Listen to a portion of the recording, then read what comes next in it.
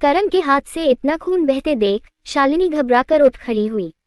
उसने करण का हाथ पकड़कर घर के नौकर को आवाज लगाई, मंगेश, मंगेश। उसके आवाज लगाते ही घर के बाकी लोग भी करण और शालिनी के पास आ गए।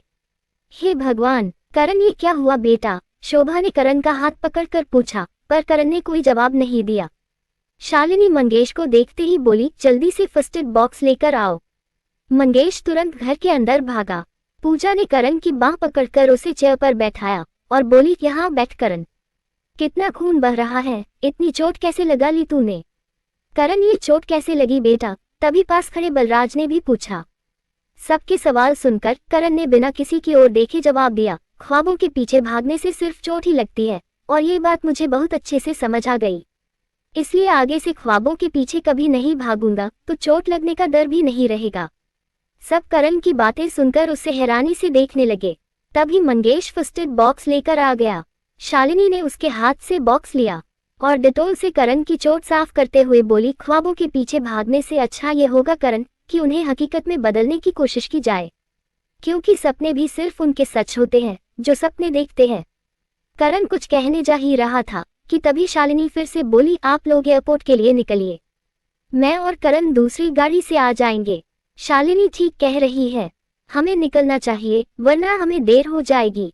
करण, शालू प्लीज तुम दोनों जल्दी आ जाना, पास खड़ी शांति बोली। जी भाभी, हम बस आ ही रहे हैं। शालिनी के इतना कहते ही सब गाड़ियों में बैठकर जाने लगे, पर आरव वही खड़ा करण को देख रहा था। शालिनी ने उसे भी जाने के इशारा किया। आरव भी बिना कुछ कहे परेशान होकर वहां से चला गया। सबके जाते ही शालिनी मंगेश से बोली, करण का सामान उसकी गाड़ी में रखो। मंगेश सिर हिलाकर चला गया। उसके जाते ही शालिनी ने करण के हाथ पर पट्टी बांधते हुए पूछा, बहुत दर्द हो रहे हैं? दिल पर लगे घाव इतने गहरे हो चुके हैं मम्मा कि शरीर पर लगी चोट का कोई असर ही नहीं होता। करण अपनी चोट की ओर देखते हुए बोला। शालिनी परेशान होकर उसे देखने लगी। करण फिर से बोला, और वैसे भी अब ये चाहता हूं कि मेरी ये चोट कभी ठीक ना हो, ताकि मुझे इसे देखकर हमेशा ये बात याद रहे कि प्यार शब्द मेरी किस्मत में नहीं लिखा है, इसलिए अब मुझे इस शब्द से कोसों दूर रहना चाहिए। शालिनी ने बहुत प्यार से उसके गाल को छुआ और बोली, करण कई बार इंसान की जिंदगी में ऐसे पल आ जाते हैं जब उसे किस्मत से भी लड़ना पड़ जाता है, पर अब मैं किसी से नहीं लड़ना चाहता, ना अपने परिवार से, ना अपनी किस्मत से, और ना ही खुद से, क्योंकि अब मेरा फैसला कभी नहीं बदलेगा। अब ये शादी जरूर होगी, करण बोला। तभी रोशनी भागती हुई वहां आई और शालिनी से बोली, मैम साहब वो मधु दीदी। उसके मुंह से मधु का नाम सुनते ही करण गुस्से में चीखा, आज के बाद इस घर में उस लड़की का नाम कभी मत लेना रोशनी, और अगर मेरे मना करने के बाद भी तुमने उसका नाम लिया तो खुद को इस घर से बाहर पाओगी, समझी तुम? इतना कहकर वो गुस्से में अपने घर के अंदर जाने लगा। उसके जाते ही शालिनी ने रोशनी के कंधे पर हाथ रखकर पूछा, क्या हुआ मधु को? रोशनी डरते हुए बोली, वो जब मैं यहाँ आ रही थी तो मैंने देखा कि दीदी सड़क पर बैठी रो रही थी। उसके इतना कहते ही करण के कदम रुक गए, पर उसके रुकते ही रोशनी डर के मारे आगे कुछ बोल नहीं पाई। शालिनी करण की ओर देखकर उससे बोली, तुझे किसी से डरने की कोई जरूरत नहीं है रोशनी, मेरे रहते तुझे इस घर से कोई बाहर नहीं निकाल सकता। इतना सुनते ही करण अपने कमरे की ओर चला गया। उसके जाते ही रोशनी तुरंत शालिनी से बोली, मैम साहब मुझे ये तो नहीं पता कि उस कमरे में मधु दीदी और करण भैया के बीच क्या बातें हुई, क्योंकि उस वक्त मैं किचन में सफाई कर रही थी। पर जब मैंने आपको फोन करके सब कुछ बताया और उसके बाद जब मैं यहाँ आ रही थी तब मैंने देखा कि दीदी बीच सड़क पर बैठी रो रही थी। उनकी हालत भी कुछ ठीक नहीं लग रही थी। उन्हें तो इतना होश भी नहीं था कि वो कहाँ बैठी है, और मैं उनके साथ हूँ। जैसे तैसे करके जब मैं उन्हें होश में लाई और मैंने उनसे ये पूछा कि क्या हुआ है, तो वो ऑटो में बैठकर वहां से चली गई। रोशनी की बातें सुनकर शालिनी परेशान हो गई। रोशनी ने मधु का झुमका शालिनी की ओर बढ़ाया, ये मधु दीदी का है। जब भैया ने उन्हें आउट हाउस से निकाला तब शायद वहीं गिर गया था और भैया ने इसे देखते ही गुस्से में फेंक दिया था। तभी करण मंगेश के साथ अपना सामान लिए बाहर आया और सारा सामान गाड़ी में रखते हुए बोला, चलिए मम्मा हमें देर हो रही है। उसकी आवाज सुनकर शालिनी बिना कुछ कहे गाड़ी की ओर बढ़ने लगी। रोशनी भी उनके पीछे पीछे चल दी। तभी करण मंगेश से बोला, मंगेश हमें एयरपोर्ट छोड़कर गाड़ी वापस घर ले आना, और परसों सुबह मुझे मेरी गाड़ी उदयपुर में चाहिए। जी छोटे साहब, मैं कल सुबह ही गाड़ी से उदयपुर के लिए निकल जाऊंगा, मंगेश सिर झुकाकर बोला और गाड़ी की ड्राइविंग सीट पर बैठ गया। शालिनी और करण दोनों भी गाड़ी में बैठे। शालिनी रोशनी से बोली, रोशनी घर का ध्यान रखना और शादी वाले दिन तक उदयपुर पहुंच जाना, तेरा टिकट करवा दिया है मैंने। जी मैम साहब, रोशनी के इतना कहते ही करण मंगेश से बोला, चलो मंगेश। मंगेश ने गाड़ी स्टार्ट की और चल दिया। गाड़ी के बंगले से बाहर आते ही शालिनी मन ही मन बोली, इस वक्त मुझे मधु को लेकर इससे कोई बात नहीं करनी चाहिए। अगर मैंने कुछ भी पूछा तो इसका गुस्सा और बढ़ जाएगा, पर समझ नहीं आ रहा कि मधु तो घर छोड़कर चली गई थी, तो फिर करण फिर से उसे आउट हाउस क्यों लेकर आया? और इन दोनों के बीच ऐसा क्या हुआ कि करण ने मधु को अपनी जिंदगी से बाहर जाने के लिए कह दिया? आदि ने मेरे कहने पर मधु को करण की शादी का प्रोजेक्ट दिलवा दिया है। उदयपुर पहुंचते ही जब करण मधु को अपने सामने देखेगा तो कहीं वहां इतने मेहमानों के बीच कोई तमाशा खड़ा ना कर दे। करण का अपने गुस्से पर बिल्कुल भी काबू नहीं रहता है। अगर उसने सबके सामने मधु का अपमान किया तो मुझे कुछ भी करके कम से कम आज का दिन तो करण और मधु को आमने सामने आने से रोकना होगा। कल सुबह तक तो करण का गुस्सा अपने आप कम हो जाएगा। दूसरी ओर ऋषभ पागलों की तरह सड़कों पर उस ऑटो को ढूंढ रहा था जिसमें उसने मधु को बैठते देखा था। वो गाड़ी ड्राइव करते हुए गुस्से में बोला, बहुत हो गई ये आंख मिचौली मधु, इतने पास होकर भी मैं तुम तक नहीं पहुंच पा रहा हूं। और इत्तेफाक तो ये है कि हर बार मेरी ही फैमिली का कोई ना कोई इंसान तुम्हें मुझसे दूर ले जाता है, पर अब और नहीं। अब ये आंख मिचौली हमेशा के लिए खत्म होकर ही रहेगी, क्योंकि इतना तो मैं समझ गया हूं कि करण और मधु का वो वीडियो, रोशनी का मधु को जानना, तुम्हारा हमारे घर के पास मिलना और होटल में तुम्हारा और करण का एक ही टाइम पर वहां होना, ये सब इत्तेफाक तो बिल्कुल भी नहीं है। तभी अचानक से उसने अपनी गाड़ी पर ब्रेक लगा दिया और अपनी गाड़ी की स्टीयरिंग पर बहुत जोर से हाथ मारते हुए बोला, डेंग, ये बात मेरे दिमाग में पहले क्यों नहीं आई? करण को सफाई देना बिल्कुल पसंद नहीं है, पर फिर भी उसने मधु की खातिर इंटरव्यू देकर अपने और उसके रिश्ते पर लगे दाग को साफ किया। मुझे तो तभी समझ जाना चाहिए था कि करण और मधु के बीच कोई ना कोई कनेक्शन जरूर है, वरना तो अगर करण खुद मर भी रहा हो तो भी वो किसी को सफाई ना दे। और नंदिनी के जाने के बाद तो उसे लड़कियों से नफरत सी हो गई थी।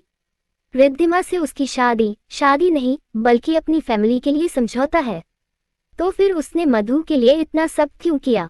करण और मधु शिमला में भी एक साथ थे और कल रात मधु इंदौर के सबसे बड़े होटल में अकेली तो आई नहीं होगी, कोई तो उसके साथ होगा। जहां तक मैंने उसके बारे में पता किया है, उसकी फैमिली के अलावा उसके पास सिर्फ मीरा की दोस्ती है जिसके साथ वो कहीं जाती है। पर मीरा तो मुंबई में है, तो मधु ठीक उसी वक्त होटल रेडिशन में क्यों और किसके साथ थी जब करण भी वहां था? कहीं मधु करण के साथ ही तो वहां नहीं आई थी। ऋषभ कुछ देर के लिए सोच में पड़ गया, पर फिर उसने लक्की को फोन किया। दूसरी ओर से लक्की ने कॉल रिसीव की। हाँ ऋषभ बोल। लक्की, तूने कल रात मुझे बताया था कि तूने करण को होटल में किसी लड़की के साथ देखा था, उस लड़की ने क्या पहना हुआ था? ऋषभ ने पूछा। शायद व्हाइट कलर का सूट था। लक्की के इतना कहते ही ऋषभ की आंखें फटी की फटी रह गई और उसे याद आया कि कल रात मधु ने भी व्हाइट कलर की ही ड्रेस पहनी हुई थी। तभी लक्की फिर से बोला, तूने मुझसे कहा था कि वो लड़की करण की क्लाइंट थी, पर उन दोनों को देखकर मुझे कहीं से भी ये नहीं लगा कि वो लड़की उसकी क्लाइंट थी।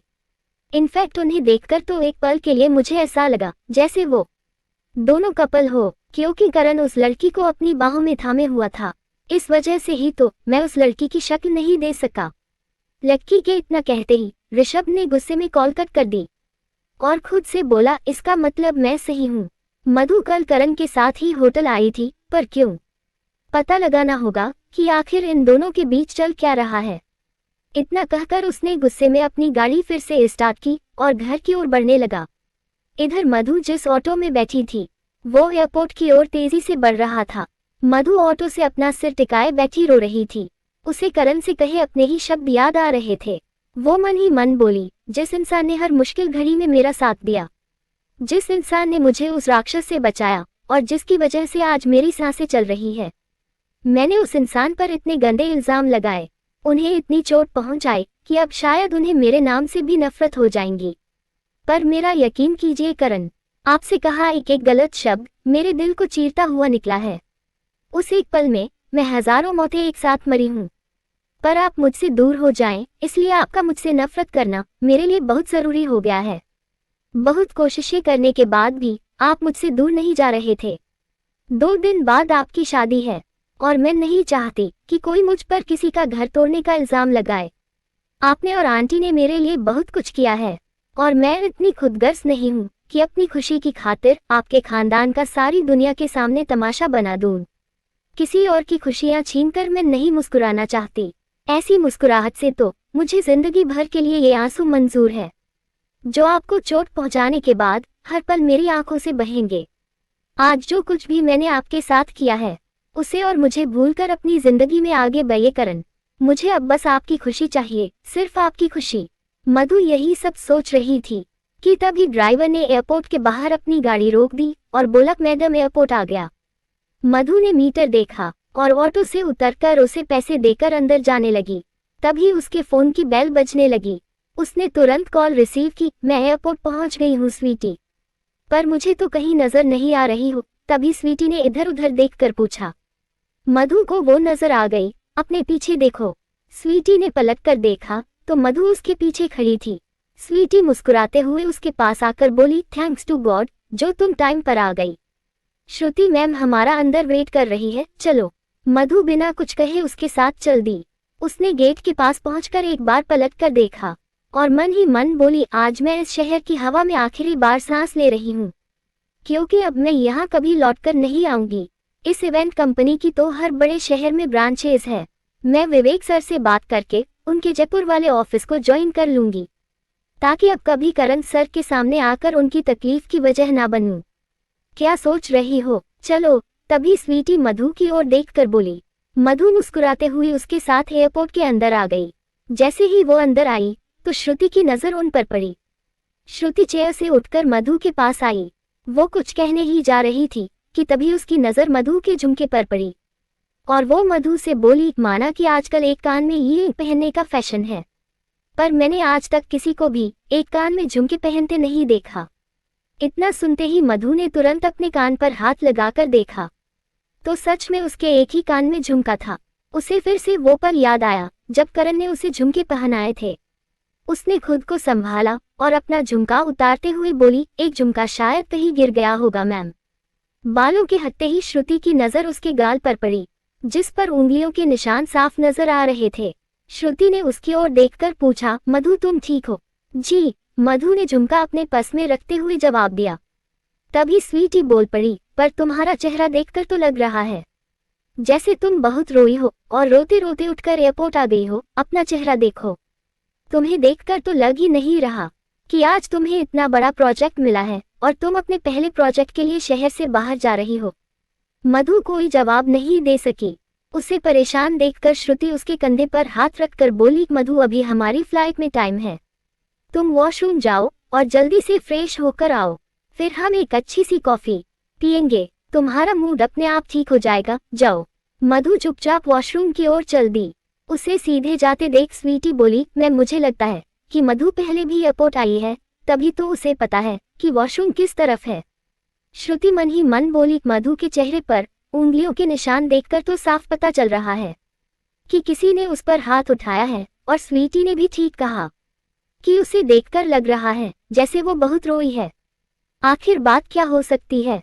श्रुति वही खड़ी मधु के बारे में सोचने लगी। इधर मधु वॉशरूम में आई। उसने अपना बैग वहीं रखा और फिर अपना मुंह धोने लगी। मुंह धोते हुए जैसे ही उसकी नजर आईने पर पड़ी तो उसे भी अपने गाल पर उंगलियों के निशान नजर आए। उसकी आंखों में फिर से आंसू आ गए। उसने रोते हुए अपने गाल को छुआ तो उसे फिर से वो सब याद आने लगा जो उसने करण से कहा था।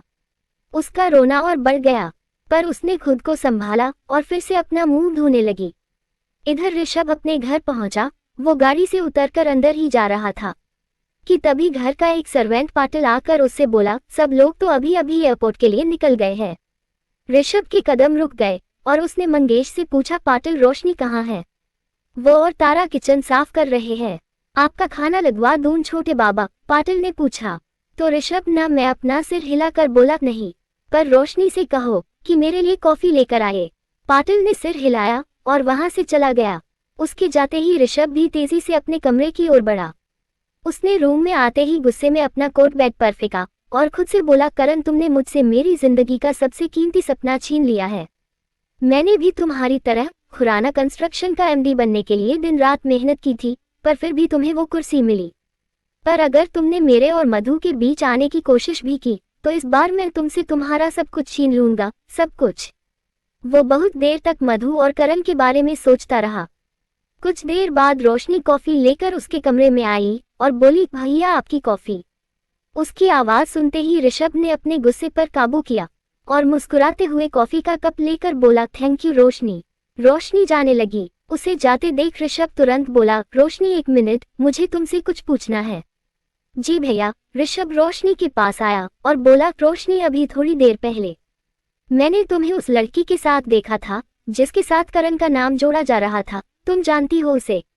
हाँ भैया, मधु दीदी को तो दादी माँ, शालिनी मैम साहब, करण भैया सब जानते हैं, क्योंकि वो रिद्धिमा भाभी के यहाँ जो काम करती थी वो तो 2 बार हमारे घर भी आ चुकी है, रोशनी ने फट से जवाब दिया। पर ये सब सुनकर ऋषभ के पैरों तले जैसे जमीन ही नहीं रही। उसने हैरानी से पूछा, हमारे घर भी आ चुकी है?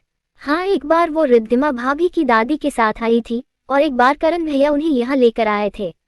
भैया की सगाई की रात वो यहीं थी। वो सबके साथ ही तो करण भैया की सगाई में गई थी, रोशनी ने जवाब दिया।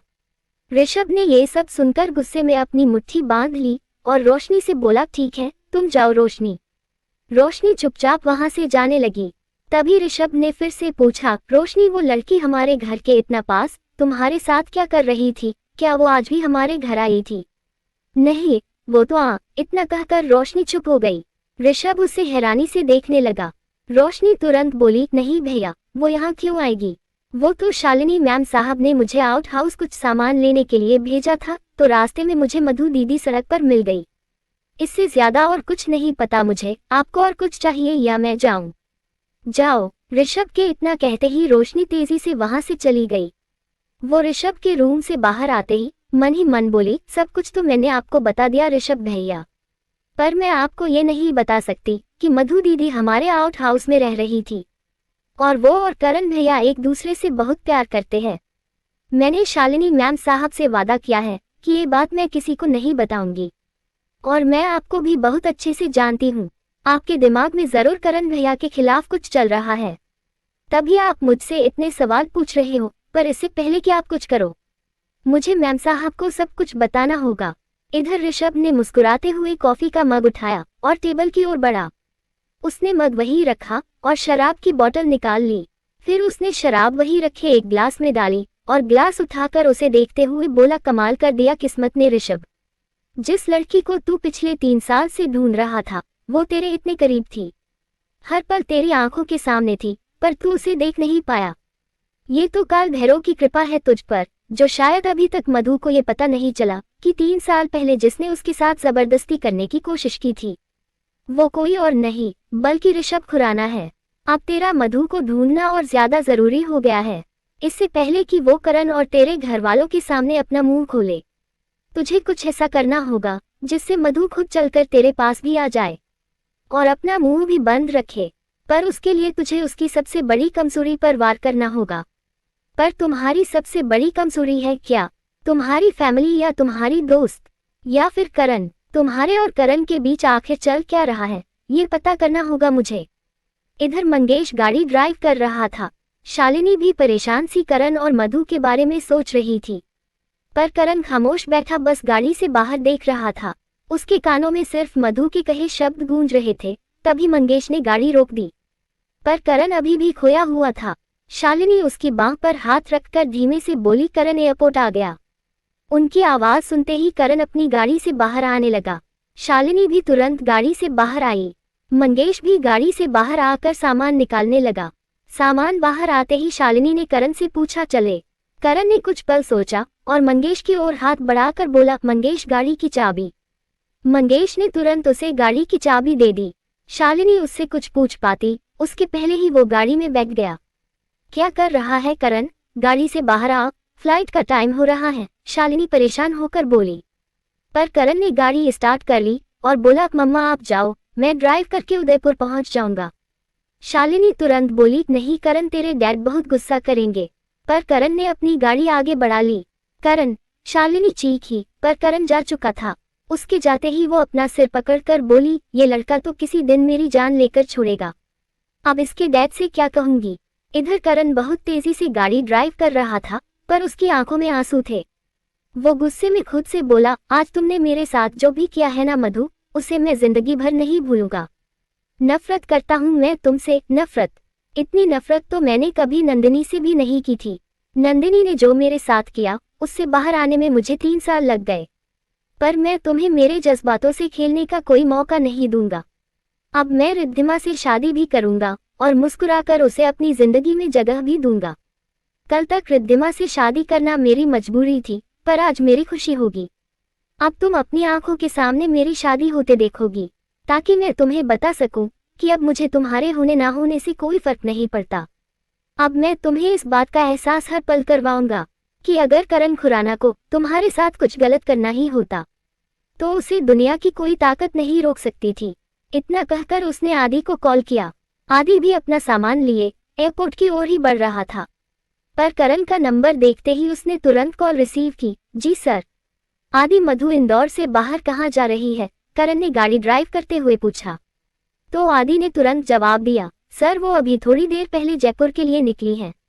शायद श्रुति का वहाँ आज कोई इवेंट है और वो मधु को भी अपने साथ वही लेकर जा रही है। आदि, मेरी शादी वही इवेंट कंपनी प्लान कर रही है ना, जहाँ मधु को जॉब मिली है? करण ने गाड़ी को बाएं मोड़ते हुए पूछा। आदि ने तुरंत जवाब दिया, जी सर। तो करण गुस्से में बोला, मुझे कल मेरे पहुंचने से पहले मधु उस पैलेस में चाहिए जहां मेरी शादी हो रही है। श्रुति से कहो कि मुझे मधु मेरी शादी के प्रोजेक्ट पर चाहिए। कल जब मैं उदयपुर पहुंचूं तो मेरा स्वागत मधु ही करे। ओके सर, आदि फट से बोला। और हाँ, उसे ये बात पता ना चले कि वो मेरी शादी के लिए वहां पहुंची है, वरना वो ये नौकरी ही छोड़ देगी। नहीं पता चलेगा, आदि बोला और कुछ देर के लिए सोच में पड़ गया। पर फिर उसने हिम्मत करके पूछा, सर आप गाड़ी ड्राइव कर रहे हैं? आपकी तो फ्लाइट। आदि ने अपनी बात खत्म भी नहीं की थी कि करण ने कॉल कट कर दी और अपनी गाड़ी हाईवे की ओर ले ली। वो बहुत स्पीड में गाड़ी ड्राइव करने लगा। तुम्हारी आंखों में मैंने अपने लिए वही प्यार देखा था मधु, जो मेरी आंखों में है। और अगर मैं गलत नहीं हूं तो आज के बाद अगर मैं तड़पूंगा तो तुम भी मेरे साथ तड़पोगी। अगर मेरी आंखों में आंसू होंगे तो अब तुम भी मेरे साथ रोगी। मेरी शादी की हर रस्म अब तुम पूरी करवाओगी और मैं तुम्हें बताऊंगा कि करण खुराना को तुम्हारे होने ना होने से कोई फर्क नहीं पड़ता है। क्या कहा था तुमने मुझसे कि मैं बार बार तुम्हारे करीब आता हूँ? अब मैं तुम्हारी आंखों के सामने रहकर भी तुम्हारे करीब कभी नहीं आऊंगा, कभी नहीं। अब तुम तड़पोगी मेरे पास आने के लिए, ये वादा रहा मेरा तुमसे। इतना कहकर उसने गाड़ी की स्पीड और बढ़ा दी। इधर बलदेव ने शालिनी को अकेले देखा तो गुस्से में उसकी ओर बढ़े और उन्होंने शालिनी से पूछा, तुम्हारा बेटा कहाँ है? शालिनी ने घबराते हुए जवाब दिया, वो चला गया। चला गया? कहाँ चला गया? बलदेव की आवाज सुनकर घर के बाकी सदस्य भी उनके पास आ गए। शालिनी नजरें झुकाकर बोली, वो अपनी गाड़ी से उदयपुर आएगा, ऐसा कहा उसने। ये सुनते ही बलदेव का गुस्सा और बढ़ गया। उन्होंने गुस्से में पूछा, तो तुमने उसे रोका क्यों नहीं? हमारे साथ जाने में उसे क्या प्रॉब्लम थी? शालिनी कोई जवाब नहीं दे सकी। बलदेव गुस्से में उसे कुछ कहने ही जा रहे थे कि तभी अतुल बात संभालते हुए बोला, इट्स ओके भैया, कोई छोटा बच्चा नहीं है, वो खुराना कंस्ट्रक्शन जैसी कंपनी को अकेले संभालता है। वो गाड़ी से पहुंचे या फिर प्लेन से आ तो उदयपुर ही रहा है ना। वनराज भी उसके कंधे पर हाथ रखकर बोले, बलदेव अतुल ठीक कह रहा है, यहाँ एयरपोर्ट पर बहू पर चिल्लाने से कुछ नहीं होगा। करण बच्चा नहीं है, वो ये जानता है कि हम उसकी शादी के लिए उदयपुर जा रहे हैं, वो अपने आप आ जाएगा। ये सुनकर बलदेव गुस्से में भर के, बच्चा होता तो मेरे लिए अच्छा होता भैया, ये बड़ा क्या हो गया है, हर बात में अपने मन की करने लगा है। जब से इसकी और रिद्धिमा की शादी पक्की हुई है, मेरी तो जान ही हलक में अटकी रहती है, क्योंकि मुझे इस लड़के पर जरा भी भरोसा नहीं है। ये कब क्या कर बैठे किसी को पता नहीं होता। बस ये शादी अच्छे से हो जाए तो मैं चैन की सांस लूं, क्योंकि इस शादी पर हमारे खानदान की इज्जत के साथ साथ मेरी और चेतन की बचपन की दोस्ती भी दांव पर लगी हुई है। वनराज कुछ कहने ही जा रहे थे कि तभी उनकी नजर गायत्री के परिवार पर पड़ी। वो सब उनकी ओर ही चले आ रहे थे। वनराज धीरे से बोले, बलदेव अपने गुस्से पर कंट्रोल करो, चेतन अपनी फैमिली के साथ हमारी तरफ ही आ रहा है। उनके इतना कहते ही बलदेव ने सामने देखा तो चेतन ने मुस्कुराते हुए उसे गले लगाकर कहा, सॉरी यार, हम थोड़ा लेट हो गए, अब चले। हाँ, बलदेव मुस्कुराने की कोशिश करते हुए सबके साथ चल दिए। तभी रोहित ने इधर उधर देखते हुए पूछा, ये करण कहीं नजर नहीं आ रहा? अतुल ने तुरंत जवाब दिया, वो तो शगुन की रस्म के बाद ही अपनी गाड़ी से उदयपुर के लिए निकल गया था। ये सुनकर रोहित मुंह बनाकर बोला, अरे मुझे भी बता देता कि वो ड्राइव करके जा रहा है तो मैं भी उसके साथ ही चला जाता, क्योंकि जो मजा ड्राइव करने में है वो प्लेन में कहाँ। ये सुनकर सब मुस्कुराते हुए आगे बढ़ने लगे। लेखिका कविता वर्मा। अगर आपको मेरी लिखी कहानियां पसंद आ रही है और आप इस कहानी को आगे भी पढ़ना और सुनना चाहते हैं तो मेरे चैनल को लाइक करें, शेयर करें और आज ही सब्सक्राइब भी करें। Thank you for watching this video.